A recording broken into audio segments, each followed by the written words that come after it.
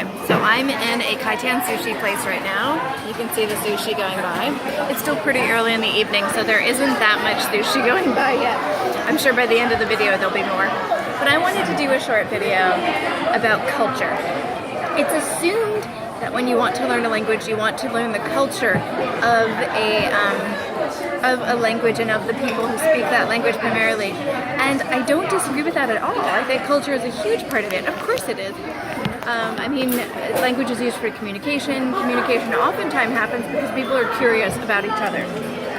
In some circumstances. Some other circumstances, of course, exist.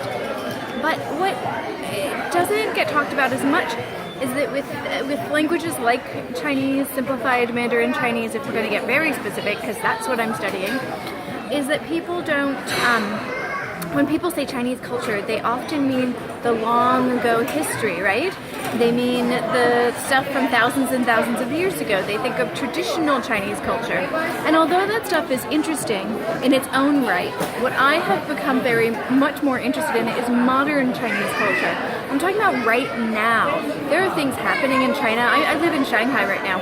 And there are things happening in China that are mind-blowing. Yes, all the stuff you see on the news is true too, to some extent.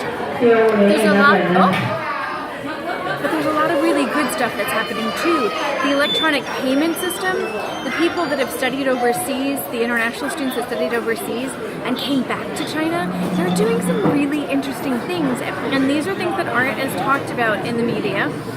There are some sources that are doing them really some justice, but in general, a lot of people focus on the negative things or the ancient things. Oh, part of my sushi just came on a special plate, yay! Anyway, so I'm very interested in modern Chinese culture, and that isn't as talked about, and I don't think that's as much of a goal, because God forbid I should have a goal that's actually normal. But I am very interested in what's happening right now in China. This is an explosive time, and I don't mean that in any sort of weaponry way. I mean that in a thoughts way, in an activities way, in a financial way, in a so many way, in a cultural way. As much as a lot of places in the world are shutting down and isolating, and China's also doing that. They're no different than a lot of other countries in that way, but there's also an opening up that's already happened, and that's something that I'm very, very curious about. So as I learn to read the Chinese language, I look forward to reading what these people, especially that generation or two that went abroad and came back, what are they writing? Both in China and outside of China, but in Chinese.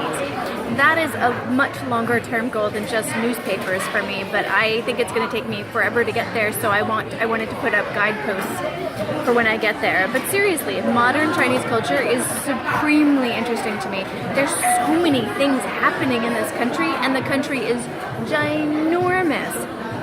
And so there's just so much happening, and that's where I'm pitching my tent, is modern Chinese culture. If you say, are you interested in Chinese culture? I'll say yes, but I might do that disclaimer, not because I dislike ancient Chinese culture or not interested in it, but because what's happening right now is so intensely interesting, and that is enough to keep me busy for a very long time. Are you interested in modern Chinese culture, ancient Chinese culture? Where do you pitch your tent? And I really want to show you some sushi here before we go. I know it's ironic to talk about Chinese culture when I'm sitting in a sushi restaurant, which is clearly Japanese, in Shanghai. But that's part of what's exciting about Shanghai right now, is that there's so many different cultures in Shanghai. And it's not just now, actually, because Shanghai is a port. It has a history of being a very international city.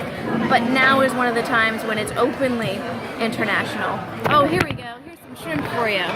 Are you hungry? Anyway, I hope you've enjoyed this slight insight into what is Chinese culture and what part of it am I interested in. Now is my answer. Zaijian. That's now, right? I think that's now. Anyway, I will see you later. Oh no, I think I just said goodbye early. Oh boy. Oh well. Clearly I need to go study. Thank you. Bye.